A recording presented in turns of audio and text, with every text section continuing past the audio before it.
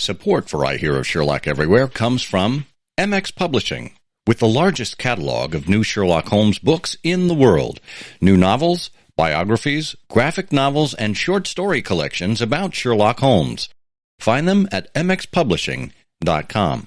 And listeners like you who support us on Patreon or Substack, sign up for exclusive benefits at patreon.com/ihearofsherlock or ihearofsherlock.substack.com.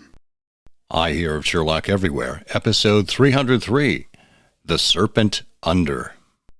I hear of Sherlock everywhere since you became astronomer. In a world where it's always 1895, it's I Hear of Sherlock Everywhere, a podcast for devotees of Mr. Sherlock Holmes, the world's first unofficial consulting detective. I've heard of you before. You're Holmes the meddler, Holmes the busybody, Holmes the Scotland Yard Jack in office. The game's afoot as we interview authors, editors, creators, and other prominent Sherlockians on various aspects of the great detective in popular culture. As we go to press, sensational developments have been reported. So join your hosts, Scott Monty and Bert Wolder, as they talk about what's new in the world of Sherlock Holmes. You couldn't have come at a better time! I'm Bill Curtis. This is I Hear of Sherlock Everywhere. Now, here are your hosts, Scott Monty and Bert Wolder. Hello and welcome to I Hear of Sherlock Everywhere, the first podcast for Sherlock Holmes devotees where it's always 1895. I'm Scott Monty. I'm Bert Wolder. And Bert, are you feeling over or under today? Over or under. The over-under, that's sort of like, in the old days, you'd go to a Turkish bath, but here in America, it's just evolved to sporting pools. I like that. Yeah. I like that. Well, you, to me, will always be over the oak. You are the tops. Over the oak. And I'm feeling rather under the elm. Under the table. Where was the Reverend? Under the table. Under the table. I remember that one. Yes. Well, let's not get into that. We are looking forward to a wonderful conversation with author Bonnie MacBird today. Bonnie is, I'll give you her bio in just a little bit, but she has her sixth book out in her series, her pastiches of Holmes and Watson, The Serpent Under. So it should be a wonderful conversation with her. And, if you haven't picked up the book yet, here's your chance to get up to speed on things and to join us in this conversation. And of course, we ask that you join us on Patreon or Substack. Whatever you happen to choose, that is fine with us. You can go to patreon.com/ihearofsherlock or ihearofsherlock.substack.com. And of course, we have all of these links at ihearofsherlock.com and in the show notes for wherever you happen to listen to us. We have a growing community in each of those areas, and we have features for our paying subscribers, features that include ad-free episodes, features that include bonus content, additional conversation that you won't hear anywhere else, or additional pieces of media that we have for you to check out. And of course, starting here in season 19, we are going to be running Sherlockian news just for our Patreon and Substack supporters. So if that isn't enough of an incentive to get you to support us, I don't know what is. As little as $1 a month, you can become a supporter. So thank you in advance.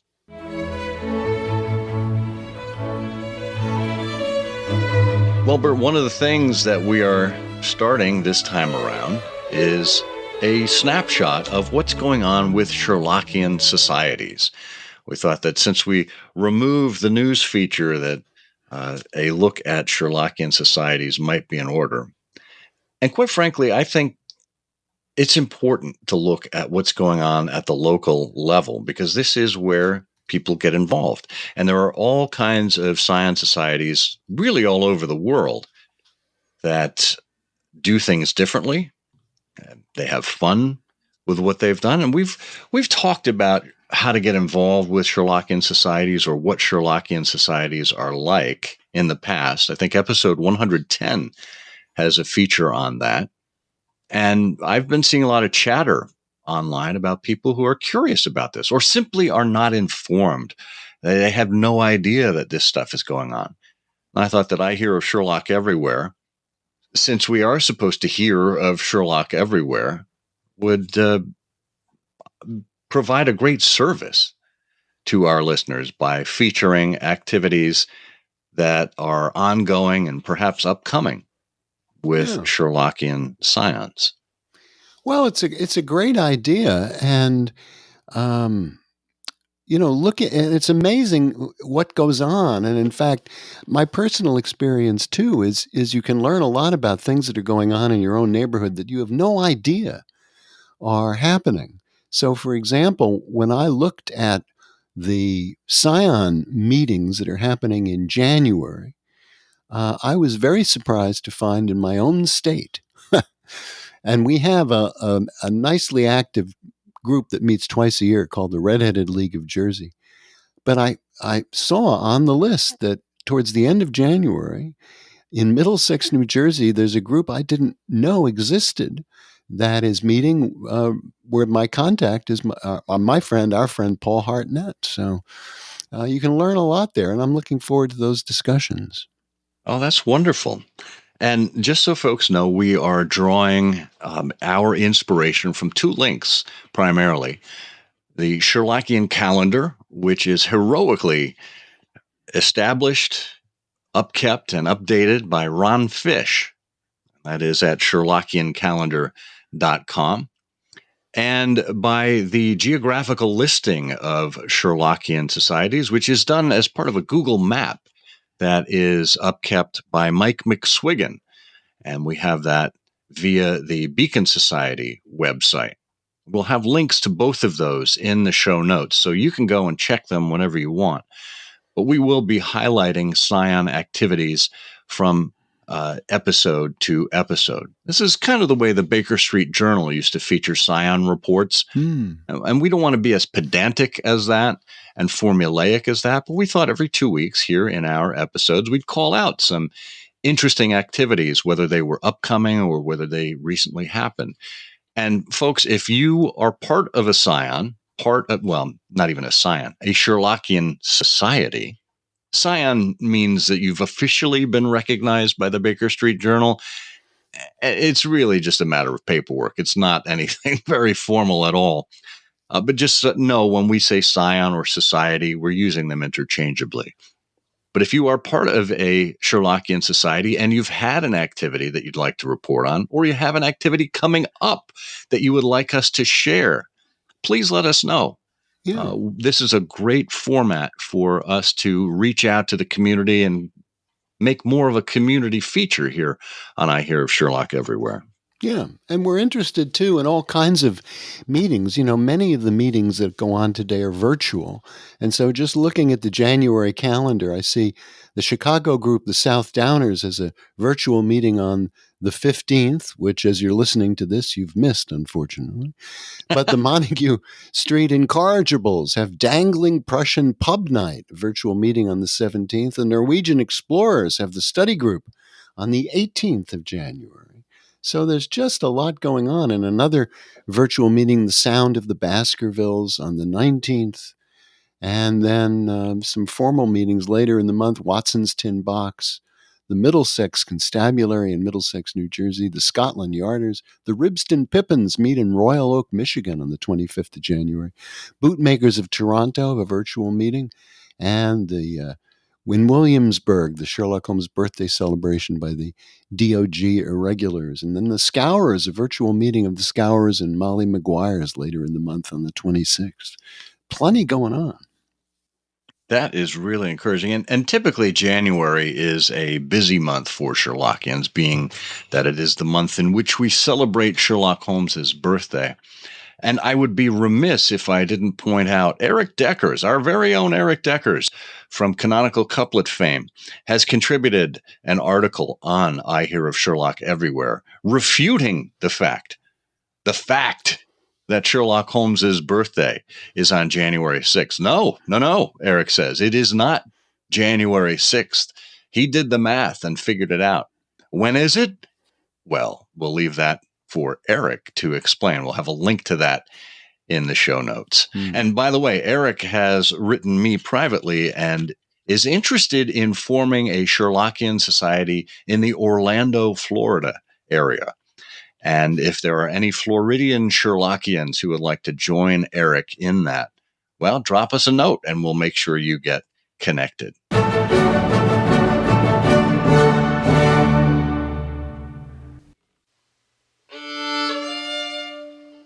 Since you are a listener of I Hear of Sherlock Everywhere, we can be fairly certain that you enjoy audio. And if you enjoy audio as it relates to Sherlock Holmes, then guess what? You are in luck. Our friends at MX Publishing have over 390 books that are available on Audible as part of the MX Publishing platform. And we here at I Hear of Sherlock Everywhere have a code to share with you that you can claim for 5 free audiobooks. All you have to do is follow the link in the show notes under our sponsorship section. Click on that link, and it'll take you to a form that you can fill out to claim your 5 titles. You can look through the full list of Audible titles from MX Publishing so you can see what you are getting.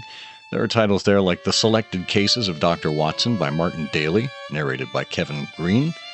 The Further Memoirs of Sherlock Holmes by Caden Cooper Miles, narrated by Luke Barton, who you may remember appeared here on an episode of I Hear of Sherlock Everywhere. And The Recollections of Sherlock Holmes by Arthur Hall, narrated by Michael Langan. Again, there are over 390 titles to choose from. Put in the 5 that you like in that form, and you will get an email describing what you need to do to claim your free codes.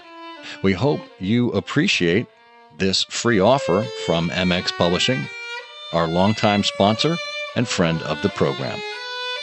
Be sure to visit their entire website at mxpublishing.com.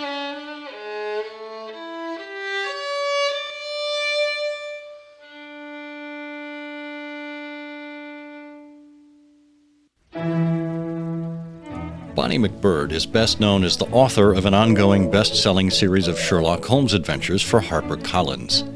She received her BA in music and MA in film from Stanford University, and worked in development at Universal Studios, where she became a story editor for feature films. She left to write the movie Tron, then sold numerous other screenplays to various studios and indies. Her own production company, Creative License, later won 3 Emmys and 11 Cine Gold Eagles for creative documentary and scripted work. Bonnie taught screenwriting for 10 years at UCLA Extension, numbering among her students several now famous producers and writers. After 30 years in the entertainment business in Los Angeles, she now lives in London with her husband, computer scientist Alan Kay, where she writes, acts, paints, sings in a choir, and volunteers for the Crime Writers Association and the Sherlock Holmes Society of London. Bonnie received her investiture, Art in the Blood, in the Baker Street Irregulars in 2017. Bonnie MacBird, welcome back to I Hear of Sherlock Everywhere. Well, it's great to be here. Now, this is your 4th time. We ought to put together an exclusive club of multiple appearing I Hear of Sherlock Everywhere guests. You are among them, and it's great to have you back. Could we afford the club jacket or sweater if we did that, like for Saturday Night Live? Right. Yeah, well, we got to get swag. Yeah, definitely. I like that. I'm a 40 regular if you're going to get a job. Me too. That's perfect. We'll get 2 then. This is the 6th book in your series. And Bonnie, I need to ask you straight away, are these sequential? For anyone who hasn't read your books before, are these sequential? Do they need to be read in publication order? No, they actually don't have to be read in order at all. They're standalones. I mean, sometimes they'll refer to something, but you don't need to know it. You don't need to know anything that has happened before. I place them specifically in time, and they jump around a little bit. But so no, they're standalones. And I do have a couple of continuing characters. But like I said, each time I bring them in, again, I remind the reader in case they didn't see the first time they appeared. So no, you don't have to read them in any order. Well, that's helpful. I mean, look, Sir Arthur Conan Doyle forgot that he brought Moriarty in before, and we were reintroduced to him in the Valley of Fear. So, yeah, well, I think there's a reason for doing that because, you don't know that the reader has necessarily read that one before, but I try to introduce them in a way that works for both people who know who it is, but also maybe forgot or people who just haven't met that character. But I keep that a very short intros. But my continuing characters are Heffy O'Malley, Hephzibah O'Malley. And then this character named Jean Vidocq, although he's not in this one, but Heffy is. Yeah. Anyway. Has your process changed as you've written these books? I noticed that, here, it seems to me the story now is so expansive. It may be the most expansive of the stories that you've done so far, and you've structured it in a beautifully structured. It's a great book because you can just go in and read, a chapter, but you've got it, the story organized in 7 parts. So as you think about and create these things, has your own process changed? Or? It's changed a little bit, but actually all of the all of the books have more than one mystery going on. There's usually like one main one. Uh-oh. Are you still there? Yes. Okay, because my screen went somewhere else and I've lost you on the screen. Hold on. Okay, there you're back. So they all have like 3 mysteries usually convolving, but there's one A story, so my process hasn't changed, but I guess it's evolved and kind of firmed up over the 7 books. So people ask me, do I pre-plot or do I outline? And no, I don't.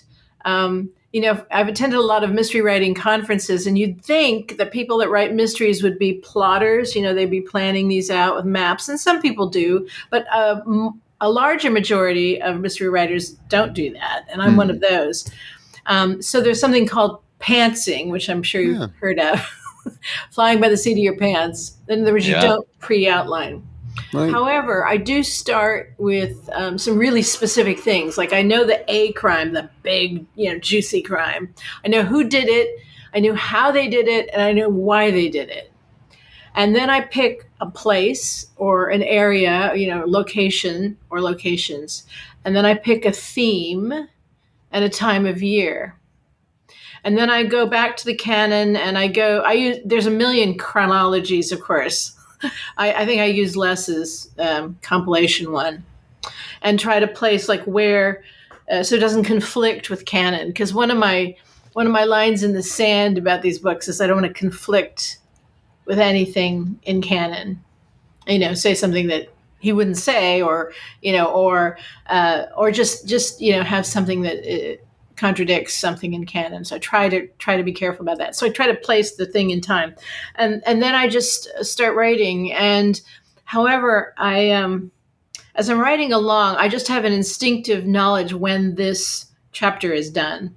I write fairly short chapters, and I think all of my structuring thinking is from screenwriting, because I not only was I a screenwriter for about 8 years, but I was a story editor at Universal Studios in feature films for 4 years.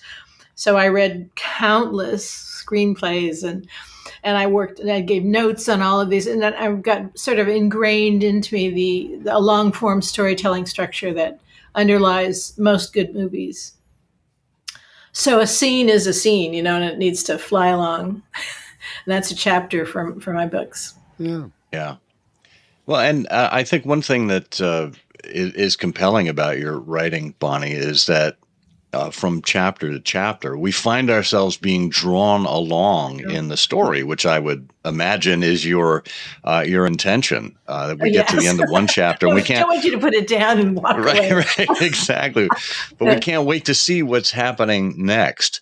So, and as we find ourselves in the opening of the Serpent Under, I think it's a time frame, a date that will resonate with Sherlockians, because we find ourselves late winter, early spring of 1891, that consequential year. We only have a few months left of Sherlock Holmes in London until he heads off to Switzerland with Watson. So it's a really compelling time frame in which to find ourselves with the characters. Yeah. Yeah, and they know each other quite well at this point, Holmes and Watson.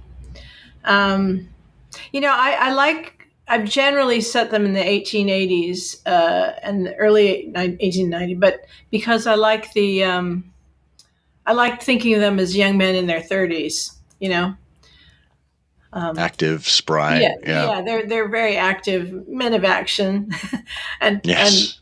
I'm madly in love with them also. Well, that's helpful. That's helpful because it shows that you care a great deal about these characters. I think you're faithful once again. And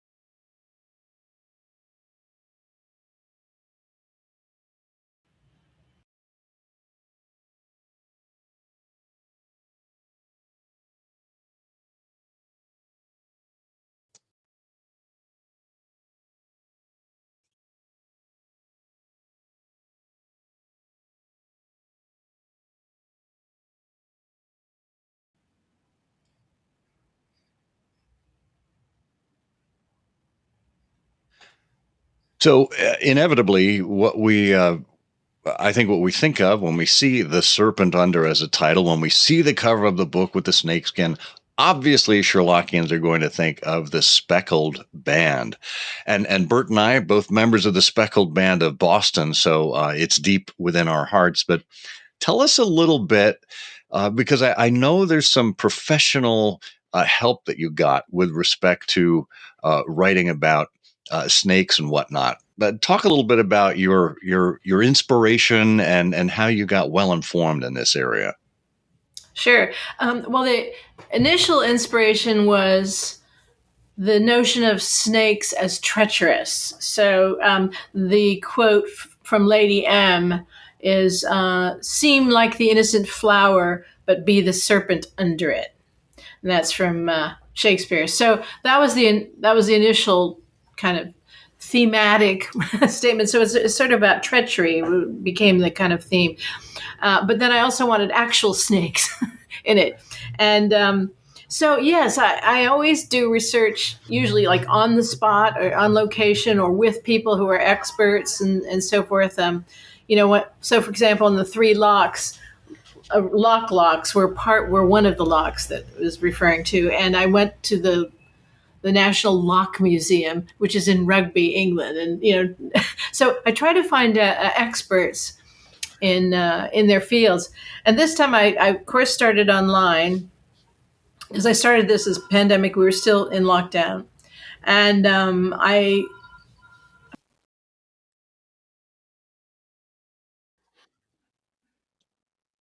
started looking up snakes and seeing videos of snakes. And I had questions like, do they make noise? And how do, et cetera. Lots of questions. And I found an expert online, and I was corresponding with him. And he goes, no, the person you need to talk to is Professor Sir David Worrell. It's like, Sir David Worrell? Yes, he's a knighted herpetologist from Oxford. So wow. I wrote to this man, quite intimidated, before I've even contacted him. And I was like, with this very polite, tentative letter explaining what I was doing. And I got this lovely response from this man. And he became my consultant. And I went up to Oxford and took him out to a nice lunch. And he handed me a little thumb drive. And he said, "Here are all my notes. They're quite pedantic, but that's what we do." Our people. Yes. But he's so nice. I mean, he's funny. He's a very, very nice man. I took most of his notes, not all of them, because he also understood that you have to take dramatic license when you write these things. So Conan Doyle, snakes don't drink milk. They don't get trained to food like that. In fact, you really can't train a snake. You can, in fact, one of the things I learned a fair amount about snake charmers for this book. And, there's quite a bit of lore about it. But when they come out of the basket, they're kind of sleepy. And so they're less likely to strike. And then they're distracted by that musical instrument. And you think it's from the music, but no, they can't really even hear very well. It's the movement of the actual thing that they're looking at. So in one point in the story, in my story, they're confronted by a snake. And so they know this. So Holmes does some sort of deflective activity, which I won't go into because it'll wreck the scene. But anyway, there's a lot of interesting facts about snakes. And so one other one is that the venomous snakes don't always inject venom. You never know. So they can inject a full-on fatal dose in a single bite, or they can inject just a little venom, or none, which is called a dry bite. And there's no way to predict that. And there's not really a rhyme or reason to it, because I don't know if they're thinking of this, these snakes. I mean, they have little pea brains. Anyway, so it's a very interesting thing. Another one was somebody in an Amazon review went, "Oh, this woman has Google at her fingertips, and doesn't she know that snakes don't make noises?" They literally said that. And I'm like, but they do. Yeah. I do have Google at my fingertips and an expert. And I spent a fair amount, because I wanted it to make a noise, of course. I'm writing for dramatic effect.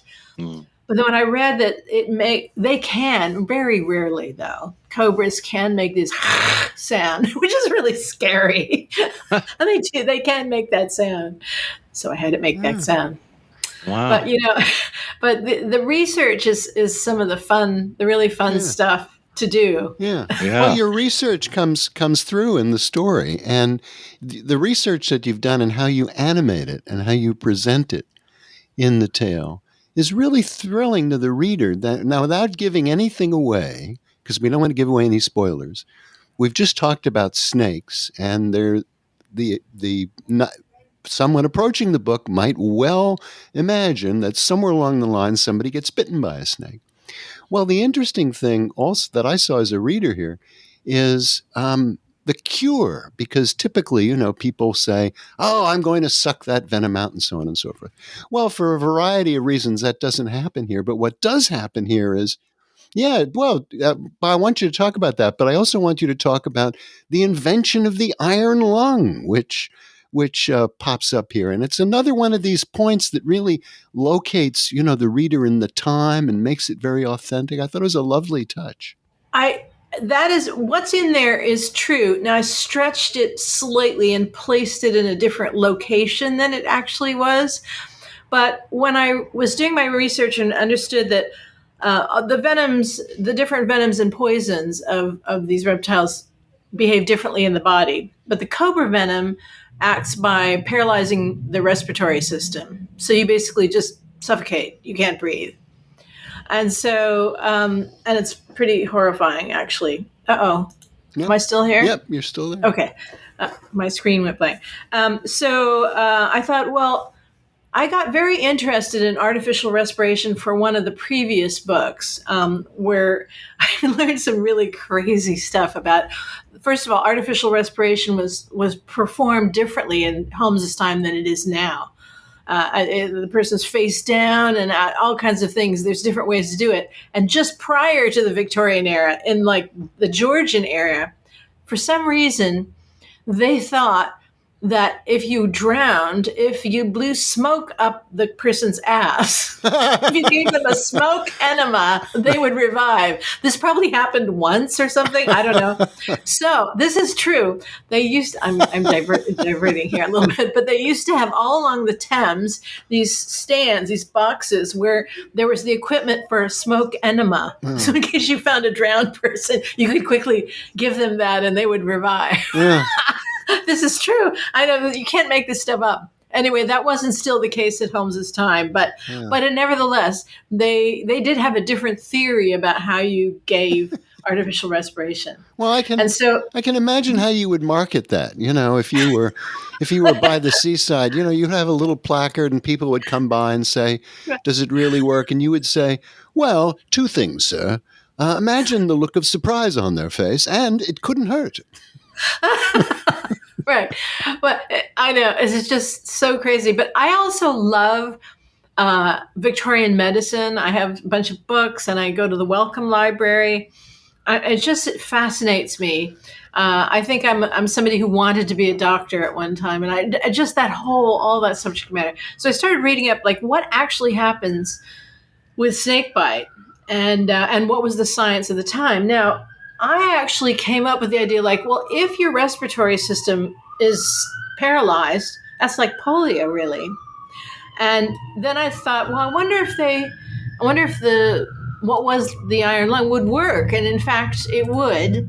And then but it wasn't really happening yet. But it was the early prototypes of it did exist at that time. And then I came across something somewhere that a guy in India had used it once for snake bite and it worked. Really? So one guy did it once. So I put it in the book. I love that. And and then my expert, Professor Sir David Worrell, his expertise was actually in the medical end of this anyway. And I did honestly take some liberties with what he gave me. And he knows that. I mean, he was like, okay with that.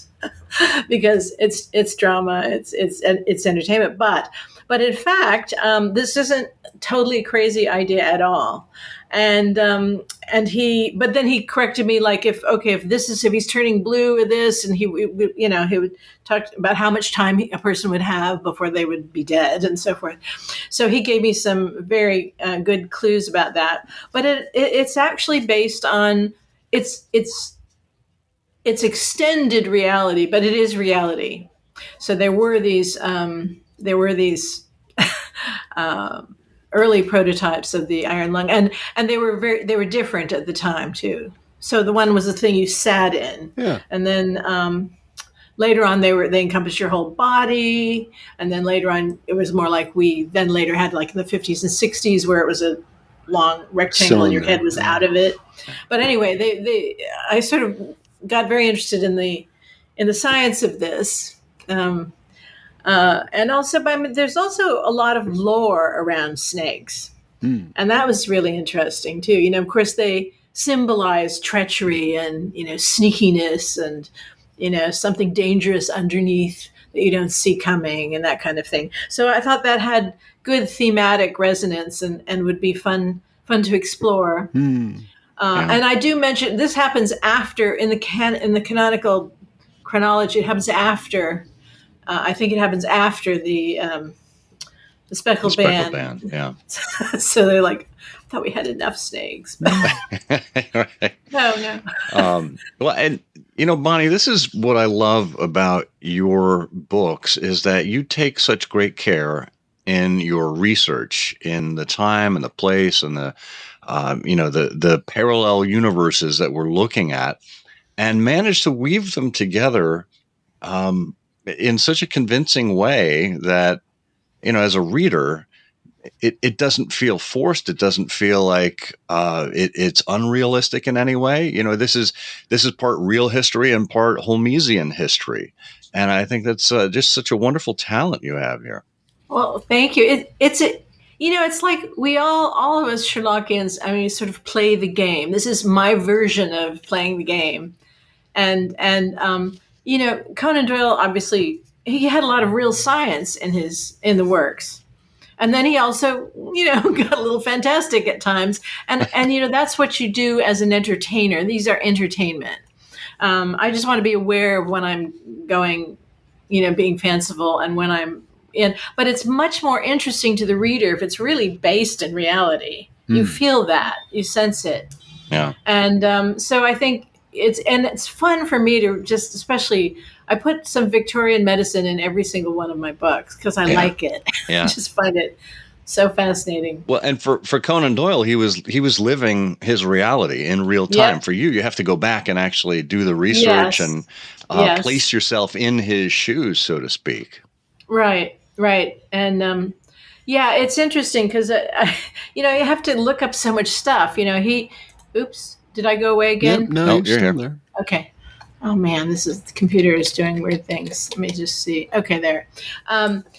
So for him, I have to look up everything, like the name of this kind of hat, and just like all the little details. And the readers are really ready to nail you on that if you don't get that right. Like they're really looking to nail me on being American. Now I live here. I'm really immersed in the language. I of course read the stuff all the time. Yeah, but I still make some mistakes because I'm not Conan Doyle. I'm not English. The latest one was because at one time I said sidewalk instead of pavement. That I've never made that mistake again. But I have my books vetted by several British readers, including Catherine Cook and others who, I said, nail me if you find anything that sounds American to you. Tell me. So I run this by several people for that alone. And I also run it by, like I said, science advisors, experts on whatever I'm touching in on. And but this one was, let's see, talked with someone instead of talk to someone. Someone got upset about that. Oh goodness! But I haven't actually looked up whether they were justifiably upset. I'm not sure, but anyway. But this raises an interesting question: Are Sherlockians more critical? Are, say, your British audiences more critical? Where do you see? I don't know pushback? who is that person recently, but there's always somebody. I think I'm not sure what it is, but Sherlockians generally are very. They have high ideals and they're discerning, they're intelligent across the board. And, they don't want to have the journey disrupted by some anachronism, and I don't want it to be disrupted by an anachronism or Sure. Americanism or something. I really want it to feel seamless so that you're just in the story. It's my job to not leave any pebbles for you to slip on, Yeah. and just so you can enjoy the story. And so that's what I try to do, is be as time period correct as I can. But also I'm writing for a modern reader. Don't forget that. And, so then you're walking kind of a fine line with attention span and vocabulary, et cetera. I never dumb down the vocabulary, though. Victorian literature uses a lot more bigger words than we do now, typically. Not entirely, but more typically, and longer sentence structure and that kind of thing. So I feel like I'm walking kind of a fine line there, but I'm trying to write a book that I would enjoy reading. And I love Conan Doyle and I love Sherlock Holmes. So I'm trying to give the experience that feels like that. Well, clearly you've been successful, because we want to point this out, and you're welcome to blush. This is an audio recording, so no need to worry about how it appears. But you got a review in the Times, and of course for our American listeners, that's the London Times, not the New York Times. If I meant the New York Times, I would have said the New York Times. The London version of the Times, which is huge. And allow me to read just an excerpt from it, if you would. There's been no shortage of Sherlock Holmes pastiches over the decades, but some of the finest new adventures featuring Conan Doyle's great detective recently have been those written by Bonnie MacBird. This one begins as all good Holmes stories should, in the cozy confines of 221B Baker Street. Holmes and Watson are summoned to Windsor Castle, where a young woman in the royal household has been found murdered with mysterious tattoos carved into her face. They are also drawn into the mysteries surrounding the drowning of the Serpentine of one of the Baker Street irregulars, the detectives' band of street urchin intelligence gatherers, combining a convincing imitation of Watson's narrative style with a labyrinthine plot for Holmes to navigate. MacBird's sixth excursion into Victorian London is a treat for all Sherlockians. Wow. Bonnie, you must be so pleased with that. I'm astounded, really, and very gratified, because I wasn't expecting that. You just put the thing out there and you don't know what people are going to think or if they like it. The 6 times a charm, I guess. Yeah. Well, I was very pleasantly surprised by that review. What a wonderful legacy. And we should touch on this as we are recording here, in between the Sherlock Holmes Society of London dinner and the Baker Street Irregulars annual dinner. You had your book launch in London. Yes. Tell us about how that went. Oh, that was a load of fun. I have some actor friends here, and a couple of professional actors that I've used to do readings for my books. There's one particularly lovely Sherlock Holmes here named Jonathan Lebillan. In fact, the figure on the cover of the book is him.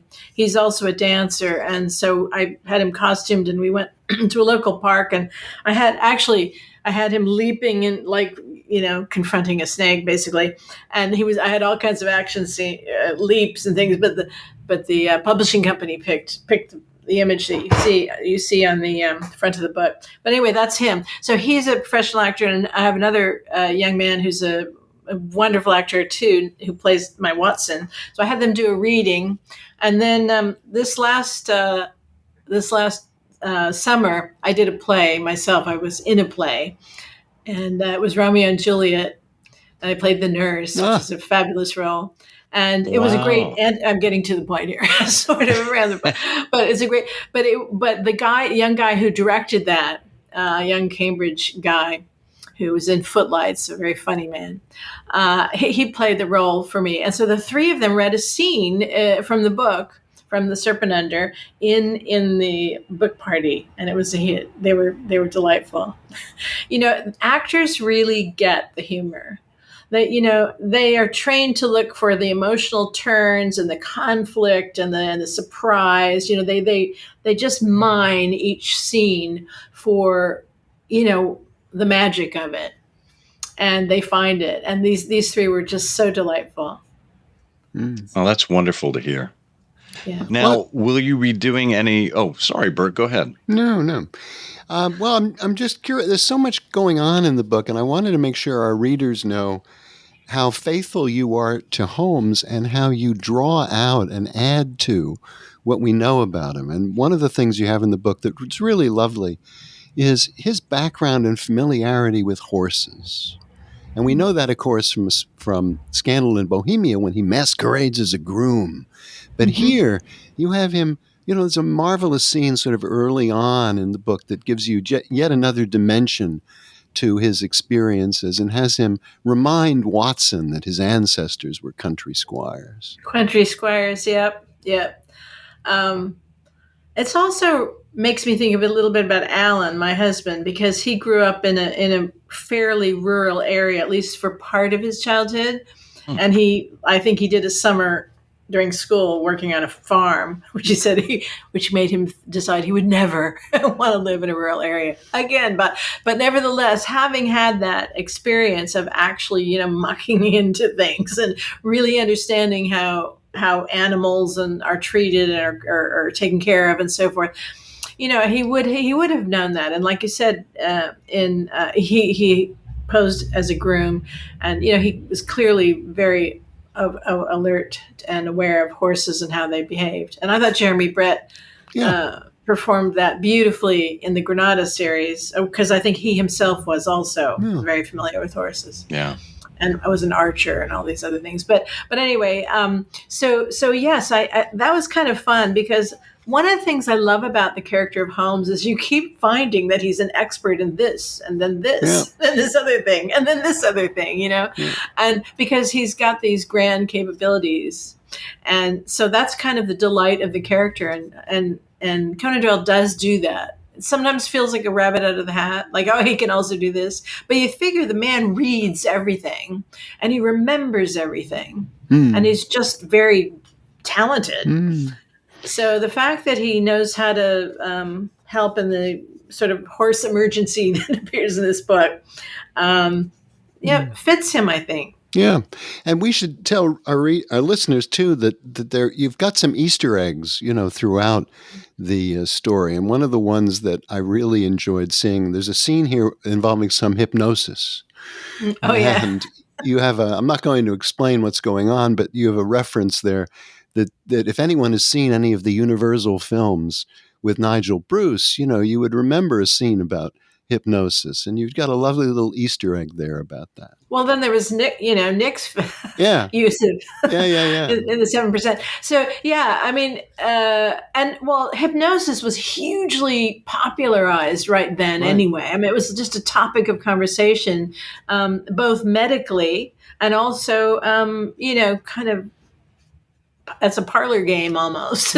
I mean, there were the spiritualists. I mean, there was just all kinds of talk about that at that time. So yes, that does. In fact, that's the scene that I had read in the book party recently. Oh yes, fun. It was the hypnosis scene.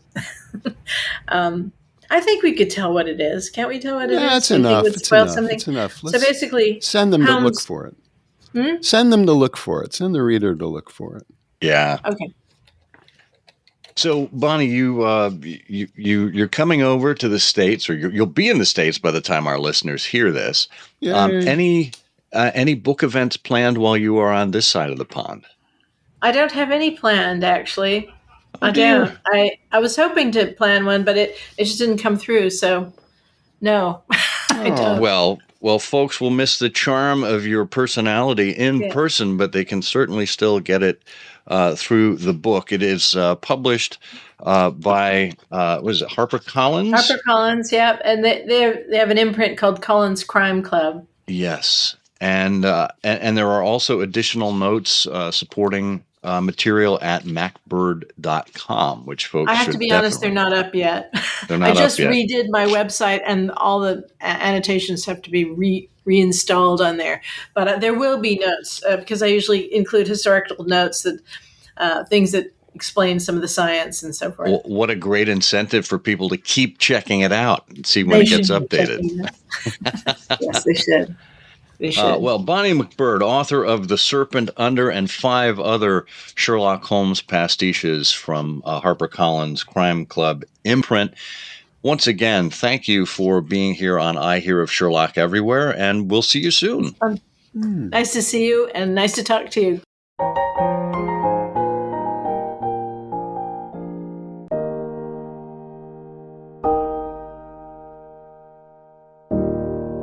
Beyond just the joy of talking to Bonnie, the book is really very, very entertaining, and that comes through in her description of what her approach is here.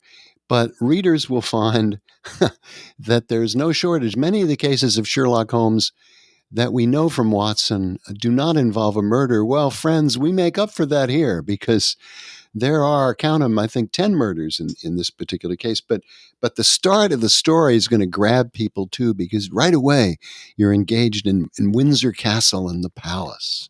And so it's really a lovely effort here. It really is. And, Bonnie being in London and having access to so many of these places and having done the research, I think back to the heroic efforts that Bonnie made in her research around whiskey for one of her previous books. That was she's so brave, goodness. So brave. She is. That was Unquiet Spirits, her second installation there. That was I really have to tip the deerstalker to Bonnie for that. Yeah. Well, I'm sorry she didn't get to use her original title for that, which was Set 'em Up Again, Barkeep. Line 'em up. It's A Chance of Listening with your correspondent, Madeline Quiñones. Hello, everyone. I'm Madeline Quiñones, and today I'm here to talk about the other podcast focused on the Granada series. I am, of course, speaking of the Jeremy Brett Sherlock Holmes podcast. Sidebar, this is the moment to say that Scott and Bert have interviewed Gus and Luke Hallward twice, and if you haven't listened to those episodes, you absolutely should. The episode numbers are 203 and 284. The funny thing is that two podcasts about Granada came out within months of each other, and apparently without either ever being aware of each other. There was also no spark in the Sherlockian zeitgeist that led to either podcast creation, but by 2018 and 2019, BBC Sherlock had aired its final season. The third Robert Downey Jr. movie was already feeling less and less possible, CBS Elementary was wrapping up its run, and there were no other major Sherlockian adaptations on the horizon. There was more room to talk and obsess about other things, and older things. So when two brothers started a podcast taking a detailed look at the Granada series, Sherlockiana was more than ready for it. Gus and Luke aren't just fanboys, they're also independent filmmakers. That factor is one of the things that made the show so special from the beginning, because they could analyze the show not only from a fan's perspective, but also from a technical perspective. And then they started interviewing cast and crew. What began as a super detailed look at the show became a tremendous oral history of it. From the beginning, Gus would give bios of the guest stars, writers, and directors, and he would dig into the published accounts of the series. But with the addition of the interviews, the show became something tremendously special, to the point where now the brothers and their producer, David Yule, are hosting events where fans can gather together and listen to cast and crew talking about the Granada series in person. It's gone from being a fun and super nerdy show to being an important body of work that is still fun and super nerdy. So with that in mind, let's get to some recommendations. As far as normal episodes go, I would say that if you're already a Granada fan, just dive into an episode that covers one of your favorite Granada episodes. If you're not a Granada fan but you're curious, same basic idea. Go for one of your favorite canon stories. But as far as interviews go, well, that's an embarrassment of riches. They're all wonderful. But to single out a handful, Prim Hardwick, wife of the late Edward Hardwick, in Season 2, 2020, David Burke in Season 4, 2022, and June Wyndham Davies in Season 5, 2023. I could keep on gushing about this show, so I will just shut up now and let you get on with your New Year's festivities. Cheers. Well, that is just, again, a lovely contribution from Madeline. We're a little more than halfway through this series that she is producing for us, looking at all of these Sherlockian podcasts across the spectrum.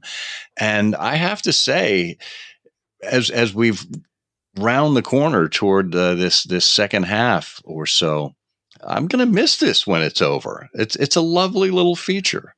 Yeah, well, we need to be creative about what else we might do along the same lines. Why don't we just give her a bunch of plane tickets and ask her to travel around and meet Sherlockians? Well, that would be a nice tie-in with this new Sherlockian society feature. We could have correspondents locally. Oh, that's that a good idea. Picking up some sounds and some sights and some observations. Oh, that's a good idea. Yeah. Well, we'll put it out there for the universe. We'll see what happens. Yeah. Well, that sound means that it is time for everyone's favorite Sherlockian quiz program. That's right, it's Canonical Couplet, where we give you 2 lines of poetry, and you give us which Sherlock Holmes story we are talking about. In the last episode, you may recall that we left you with this clue. enough for him to kiss her garment's hems and cheer while millions tumbled in the Thames. Bert, I'm going to risk it. I'm going to put myself out there and ask you to put yourself out there. Do you know which Sherlock Holmes story we're talking about? Oh, yes, absolutely. It's a terrific case. It's where Holmes gets a client named Hilton Cubitt who comes to him because his wife is mystifying him. She's trained a chicken to tap out a secret code. That's the case Watson called The Dancing Hen. Oh, God.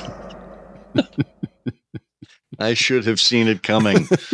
Oh, boy. You know, it's January. The cold has frozen my brain. I wasn't ready. You know, as a matter of fact, it is so cold. How cold is it? It is so cold. It is so cold. Last night I saw a chicken walking with a capon. I'm sorry. Let's not double up on the pain here. No, that is not it. In fact, I know it's surprising, but Eric Deckers once again has come to the rescue. He says, I've solved it, and it's one of my favorite Holmes stories from the 90s. It's the story where Watson falls for an American woman and a pearl necklace after meeting her at a friend's wedding, and then again at other major life ceremonies. It's the story he called The Sign of 4 Weddings and a Funeral. Oh, my God. Except I may be confusing this with my favorite 90s rom-com, and this is actually The Sign of 4. That is correct, Yay. Eric, The Sign of 4. Eric was joined by a number of other listeners. It seems this was one of our easier ones, so we have an extra large prize wheel to spin, so we'll bring it in and give it a spin. And around it goes, slowing on number 81. 81, and that looks like it is Martin Schwartz. Yes, congratulations to you, Martin. We will be sending you a prize in the mail, something from the IHOSE vaults. And so this time around, we have a copy of Bonnie MacBird's new book, The Serpent Under, for the winner of this canonical couplet. A jealous wife, whose charms were on the wane, endowed her rival with the brand of Cain. If you know the answer to this episode's canonical couplet, put it in an email addressed to comment@ihearofsherlock.com with canonical couplet in the subject line. If you are among all of the correct answers and we choose your name at random, you'll win. Good luck. Well, Bert, here we are. We've done it again. Are you having a nice time at the BSI weekend? Oh, I'm having a great time. You know, just missing you. It's a shame that you're someplace else talking into a microphone. Well, I am right now, but in the future, I will be with the future you on the future 15th. Me. How wonderful. 16th, 17th, yes. When you see me, let me give you a lottery ticket. Oh, no. We should have done that in reverse. Oh, it's too late. I hate these split time travel things that we're working on. Me too. Well, you know, no matter when you are, there you be. And I suppose this is the eternal being, Scott Monty. Yeah, and I was here just a minute ago. I'm Bert Wolder. And together we say, The game's afoot. The game's afoot. You know, I'm afraid that in the pleasure of this conversation, I am neglecting business of importance, which awaits me elsewhere. Thank you for listening. Please be sure to join us again for the next episode of I Hear of Sherlock Everywhere, the first podcast dedicated to Sherlock Holmes. Goodbye, and good luck, and believe me to be, my dear fellow, very sincerely yours, Sherlock Holmes.